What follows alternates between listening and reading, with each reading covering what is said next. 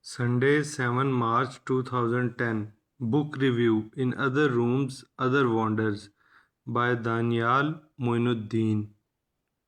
This collection of interlinked stories was released over a year ago, but I managed to get hold of it only recently, which is such a pity because I don't think I have read a better bunch of stories by any other South Asian writer with the exception of R.K. Narayan.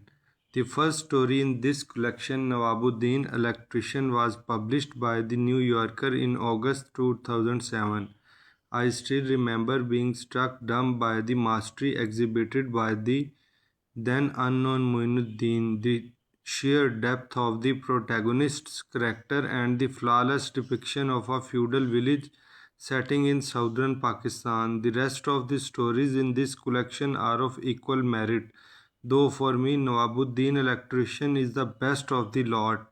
Two more stories from this collection, In Other Rooms, Other Wonders, and A Spoiled Man, subsequently appeared in The New Yorker. All the characters in this collection not only run true to form but also go beyond that.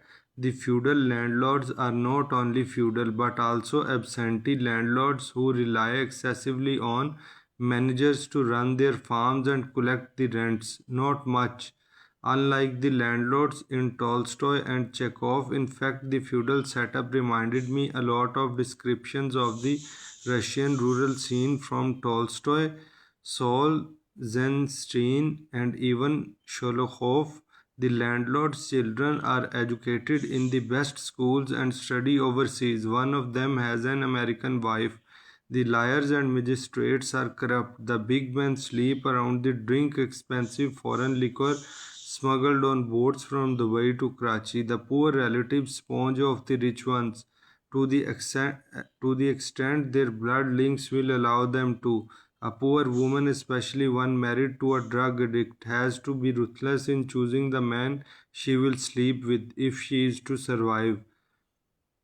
One of Moinuddin's key strength is to flip a character to show his or her underbelly. A posh couple find each other, fall in love, have a dream wedding, and slowly drift apart. The wife is unhappy and she invites a bunch of people to their farm for a party. The husband is not happy and he ignores the guests. The wife sleeps with one of the guests and starts feeling guilty very soon after.